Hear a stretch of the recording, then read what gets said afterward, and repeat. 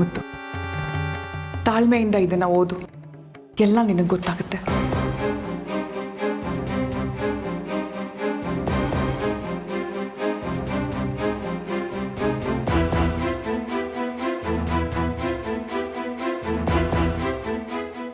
ಪ್ರೀತಿಯ ಮಗಳು ಮಾಯಾ, ನಿನಗೆ ತಂದೆ ಬರೀತಿರೋ ಪತ್ರ. ಈ ನಿಮ್ಮಪ್ಪ ನಿನಗೆ ಈ ಪತ್ರ ಯಾಕೆ ಬರೆದಿದ್ದಾರೆ ಅಂತ ನಿನಗೆ ಆಶ್ಚರ್ಯ ಆಗ್ತಿರ್ಬೋದು. ಅದಕ್ಕೆ ಕಾರಣ ಇದೆ ಮಗಳೇ. ಯಾಕೆಂದರೆ ಈ ನಿಮ್ಮಪ್ಪನಿಗೆ ನಿನ್ನ ಮುಖನ ನೋಡಿ ಮಾತಾಡೋ ಅರ್ಹತೆ ಇಲ್ಲಮ್ಮ. ಈ ನಿಮ್ಮಪ್ಪ ಎಲ್ಲನೂ ಕಳ್ಕೊಂಡ್ಬಿಟ್ಟಿದ್ದಾನೆ. ಅದಕ್ಕೋಸ್ಕರ ನಾನು ಈ ಪತ್ರ ಬರೆದಿದ್ದೀನಿ ಮಗಳೇ.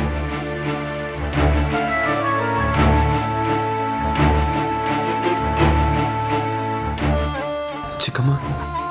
ಹೌದು ಮುತ್ತು, ಇದು ನೀಲ್ಕಂಠನ್ ಕೊನೆ ಮಾತು.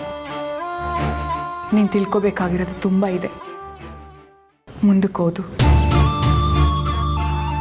ಮುತ್ತು ಅವರು ನಿಜವಾಗ್ಲೂ ಮುತ್ತು.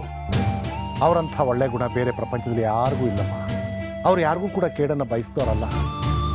ಅಂಥವ್ರ ಮೇಲೆ ನಾನು ಒಂದು ದೊಡ್ಡ ಆಪಾದನೆ ಹೊರಿಸ್ಬಿಟ್ಟಿದ್ದೀನಿ ಮಗಳೇ. ಮುತ್ತು ಮಾವನ ಮೇಲೆ ನೀನು ಪ್ರಾಣನೇ ಇಟ್ಕೊಂಡಿದ್ಯಾ ಅಂತ ನನಗೆ ಚೆನ್ನಾಗಿ ಗೊತ್ತು ಮಗಳೇ. ನಾನು ಇದನ್ನೆಲ್ಲ ಹೇಳೋದಕ್ಕೆ ನನಗೂ ಕಷ್ಟ ಆಗ್ತಾ ಇದೆ. ಆದರೆ ನಾನು ಇದನ್ನೆಲ್ಲ ಮಾಡ್ತಿರೋದು ನಿನಗೋಸ್ಕರ ಮಗಳೇ.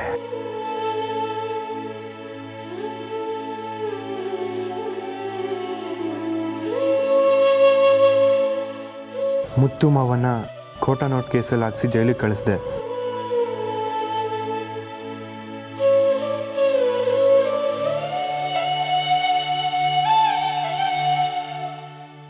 ಅಪ್ಪ ಯಾಕೆ ಈ ರೀತಿ ಮಾಡ್ತಿದ್ದಾರೆ ಅಂತ ನಿನ್ಗೆ ಆಶ್ಚರ್ಯ ಆಗ್ತಿರ್ಬೋದು. ಅದಕ್ಕೂ ಕಾರಣ ಇದೆ ಮಗಳೇ. ಮುತ್ತು ಹೊರಗಿದ್ರೆ ಬೆಳ್ಳಿನ ಕೊಲ್ಲೋಕ್ಕಾಗೋದಿಲ್ಲ.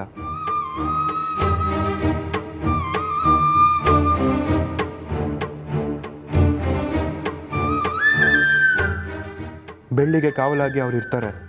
ಈ ಕಾರಣಕ್ಕೆ ನಾನು ಅವ್ರನ್ನ ಜೈಲಿಗೆ ಕಳಿಸಿದ್ದು.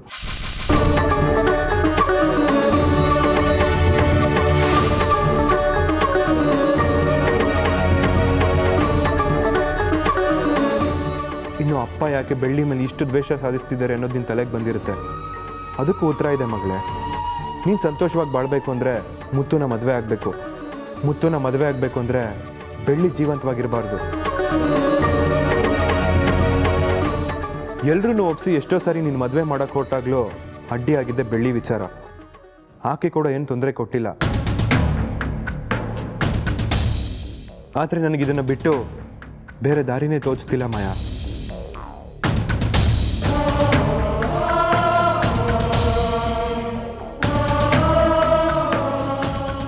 ಮಗಳ ಮದುವೆ ನಡೀದೇ ಹೋದರೆ ಅಪ್ಪ ಅದವನಿಗೆ ಖಂಡಿತ ನೋವು ಆಗೇ ಆಗುತ್ತೆ ಮಗಳೇ. ನೀನು ಪಡೋ ಸಂಕಟ ವೇದನೆ ಏನು ಅನ್ನೋದು ಈ ಅಪ್ಪನಿಗೆ ಗೊತ್ತಾಗ್ತಾ ಇತ್ತು. ಅದನ್ನು ಪ್ರತಿ ಕ್ಷಣ ನೋಡಿ ನೋಡಿ ಈ ನಿಮ್ಮಪ್ಪ ಎಷ್ಟು ನೋವು ಪಟ್ಟಿದ್ದಾನೆ ಗೊತ್ತೇನಮ್ಮ.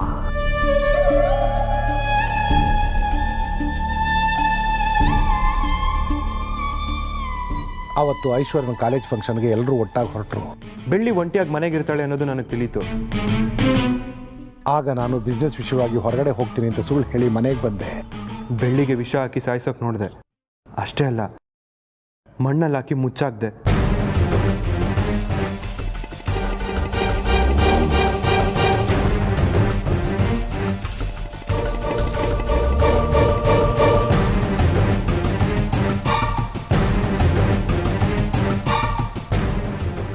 ಆದರೂ ಅವಳು ಬದುಕಿ ಬಂದಿದ್ದಾಳೆ.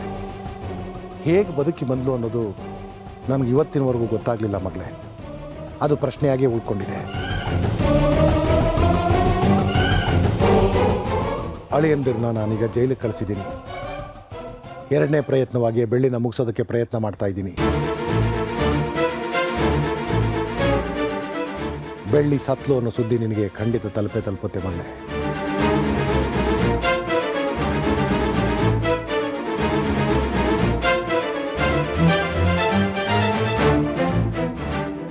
ಅದೆಲ್ಲ ಆದಮೇಲೆ ಅಳಿಯಂದರ ಬದಲು ಬೇರೆಯವ್ರನ್ನ ಸರೆಂಡರ್ ಮಾಡಿಸಿ ಅಳಿಯಂದಿರನ್ನ ಬಿಡಿಸ್ತೀನಿ.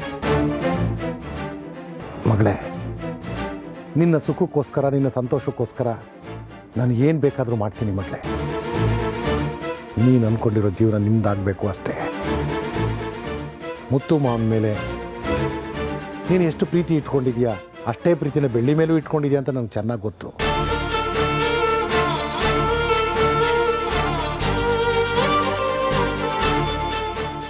ಒಂದು ವೇಳೆ ನಿನಗೆ ನಿನ್ನ ಅಪ್ಪ ಈ ರೀತಿ ಕೆಲಸ ಮಾಡ್ತಿದ್ದಾರೆ ಅಂತ ಗೊತ್ತಾದರೆ ನೀನು ಅದನ್ನು ಮಾಡೋದಕ್ಕೆ ಬಿಡೋದಿಲ್ಲ ಅಂತ ನನಗೆ ಚೆನ್ನಾಗಿ ಗೊತ್ತು ಮಗಳೇ. ಅದಕ್ಕೆ ಈ ವಿಷಯನ ನಾನು ನಿನಗೆ ತಿಳಿಸ್ತಾ ಇಲ್ಲ.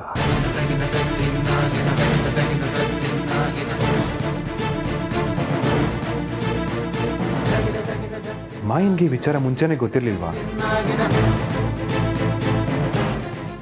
ನಾನು ಮಾಡ್ತಿರೋ ಪಾಪದ ಕೆಲಸ ನನಗೆ ಮುಗಿಲಿ.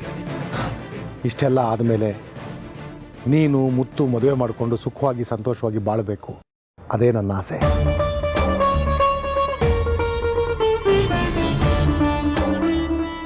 ಬೆಳ್ಳಿ ಬೆಂಬಲಕ್ಕೆ ಇಡೀ ಊರು ಜನನೇ ನಿಂತಿದ್ದಾರೆ. ಈ ಘಟನೆಯಲ್ಲಿ ಒಂದು ವೇಳೆ ನನಗೇನಾದರೂ ಹೆಚ್ಚು ಕಡಿಮೆ ಆಗಬಹುದು.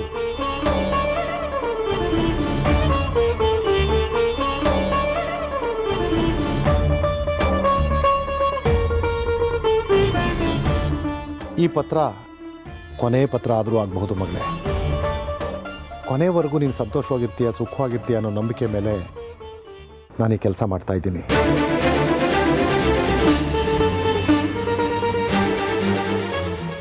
ದಯವಿಟ್ಟು ನನ್ನನ್ನು ಕ್ಷಮಿಸ್ಬಿಡು ಮಗಳೇ. ಇಂತಿ ನಿನ್ನ ಪ್ರೀತಿಯ ಅಪ್ಪ.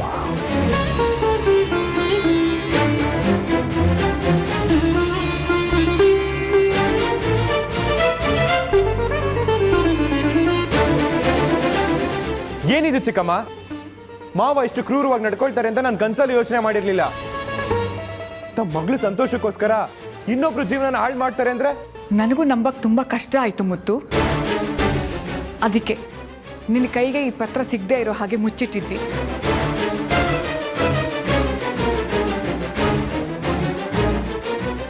ಮಾವ ಈ ರೀತಿ ನಡ್ಕೊಂಡ್ರು ಸರಿ, ಆದ್ರೆ ಮಾಯ ಯಾಕೆ ಬೆಳ್ಳಿನ ನಾನೇ ಸಾಯಿಸಿದ್ದು ಅಂತ ಸುಳ್ಳು ಹೇಳಿದ್ಲು?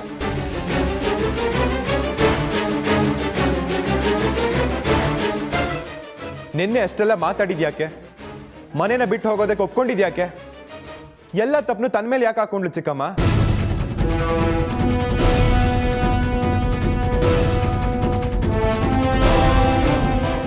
ಅಷ್ಟು ವಿಚಾರದಿಂದ ಏನೋ ಇದೆ, ಅದೇನು ಅಂತ ನನ್ಗೆ ಇವತ್ತೇ ಗೊತ್ತಾಗ್ಬೇಕು.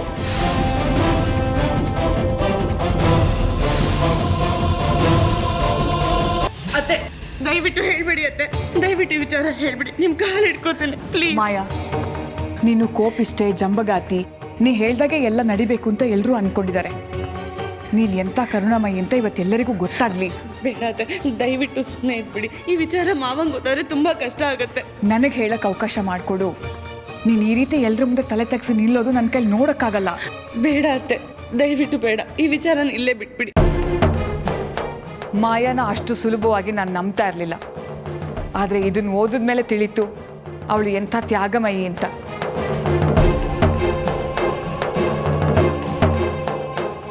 ಮಾಯಾ, ವಿಷಯ ಏನು ಅಂತ ಹೇಳು.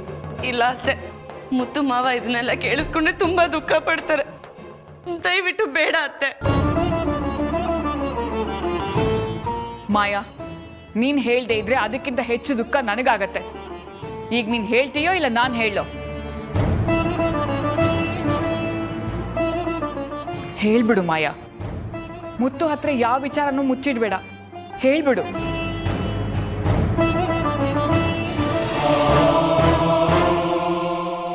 ಹೇಳ್ತೀನಿ ಅತ್ತೆ, ಎಲ್ಲ ವಿಷಯ ಒಂದೊಂದಾಗಿ ಹೇಳ್ತೀನಿ. ಅಪ್ಪ ಈ ರೀತಿ ಪತ್ರ ಬರೆದಿಟ್ಟಿರೋದು ನನ್ನ ಕೈಗೆ ಸಿಕ್ತು. ನೀವಾಗಲೇ ಜೈಲಲ್ಲಿದ್ರಿ ಮಾವ. ಅವತ್ತು ರಾತ್ರಿ ಅಪ್ಪ ಬೆಳ್ಳಿನ ಕೊಲ್ಲೋದಕ್ಕೆ ಹೋಗ್ತಿದ್ದಾರೆ ಅಂತ ನನಗೆ ಗೊತ್ತಾಯ್ತು.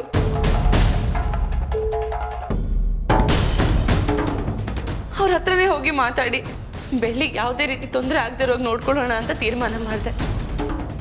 ಅವತ್ತು ರಾತ್ರಿ ಡ್ರೈವರ್ ಸಹಾಯ ಪಡ್ಕೊಂಡು ನಾನೊಬ್ಳೆ ಅವ್ರ ಹತ್ರ ಹೋದೆ.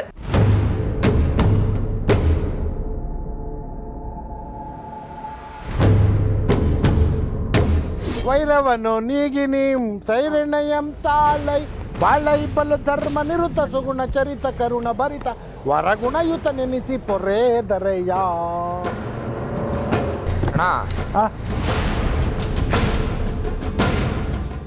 ನನ್ನ ಮಗಳು ಯಾಕೆ ಇಲ್ಲಿ ಬರ್ತಾವಳಪ್ಪ?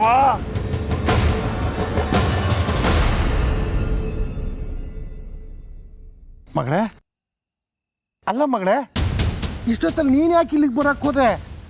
ನೀನು ನನಗೊಂದು ಫೋನ್ ಮಾಡಿದರೆ ನಾನೇ ಬಂದ್ಬಿಡ್ತಿದ್ದೆ ಮಗಳೇ. ಸೇರಿದೆ, ಕೂತ್ಕೊ ಮಗಳೇ.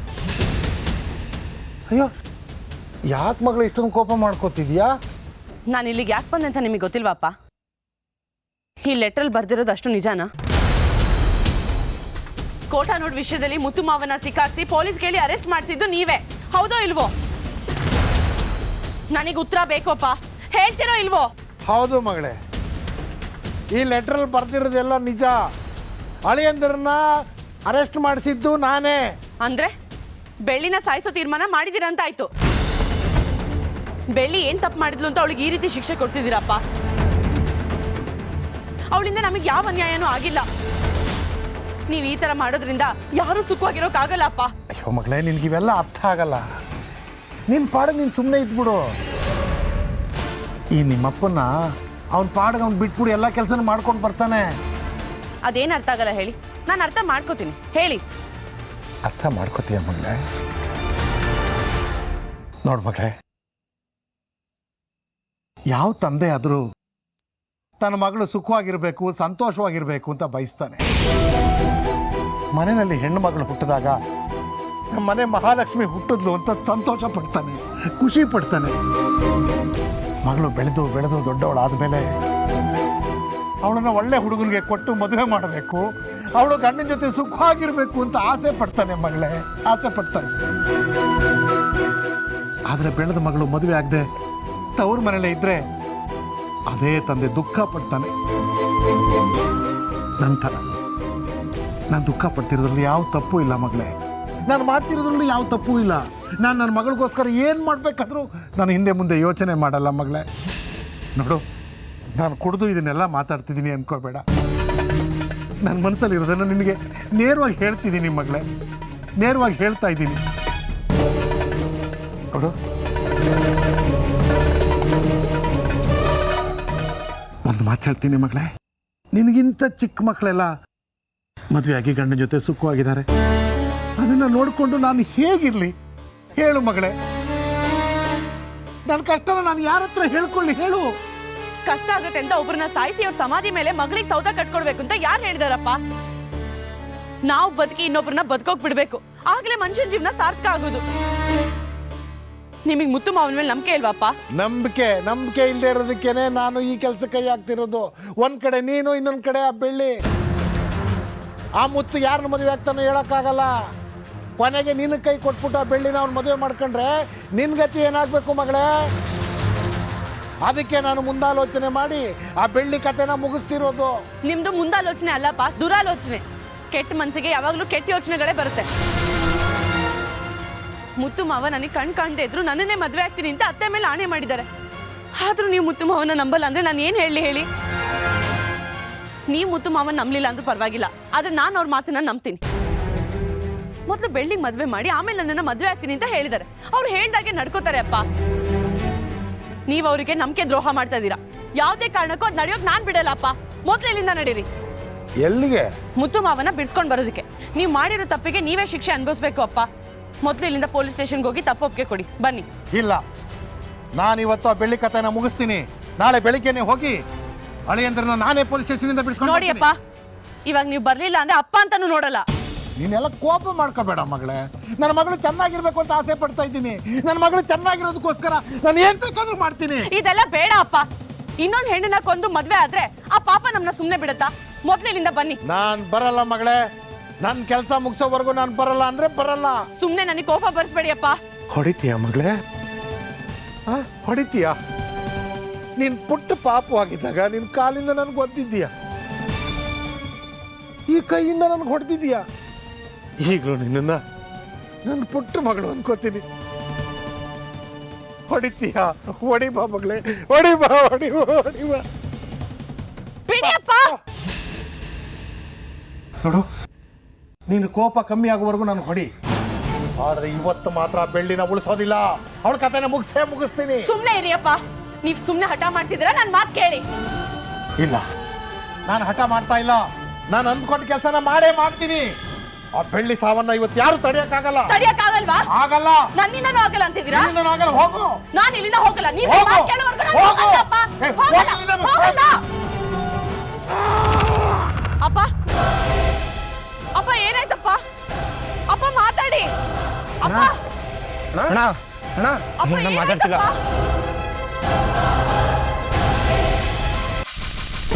ಅಪ್ಪ, ಅಪ್ಪ, ಅಣ್ಣ ಏ ಅಪ್ಪ, ಅಣ್ಣ ಎದ್ದೇಳ್ತಿಲ್ಲ. ಅಪ್ಪ ಏನಾಯ್ತಪ್ಪ? ಯಾಕೆ ಯಾರು ಮಾತಾಡ್ತಿಲ್ಲ? ಅಪ್ಪಂಗೆ ಏನಾಯ್ತು? ಅಪ್ಪ ಮಾತಾಡಿಪ್ಪ. ಅಮ್ಮರೇ ಮಾತಾಡ್ತಿಲ್ಲ. ಅಣ್ಣ ಏನಾಯ್ತು? ಏನಾಯ್ತು ಅಪ್ಪಂಗೆ? ಅಮ್ಮರೇ ನೀಲ್ಕಂಠಣ್ಣ ಸತ್ತೋದ್ರು.